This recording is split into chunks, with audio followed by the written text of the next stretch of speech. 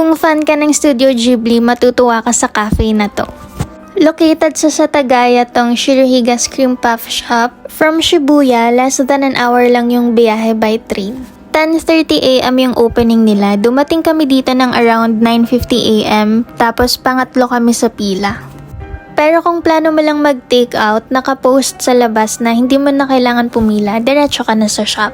Nakapost din na close sila every Tuesday, so kung pupunta kayo dito, i-check nyo yung araw. Officially recognized sila ng Studio Ghibli and yung may-ari daw nito, sister-in-law ni Miyazaki.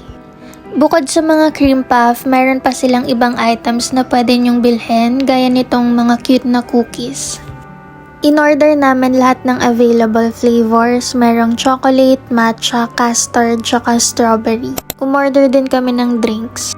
Nakokonsensya ako habang hinihiwa ko sila. Pumunta kami dito para sa experience, pero worth it yung punta namin kasi bukod sa cute yung mga cream puff, ang sarap din nila. Cream puffs yung pinunta namin dito, pero grabe na surprise kami sa drinks. Ang sarap nila. Yung order ng asawa ko matcha, sa akin naman hojicha. Hanggang ngayon iniisip pa rin namin sila. Sobrang busog na kami kasi naubos namin yung 3 cream puff.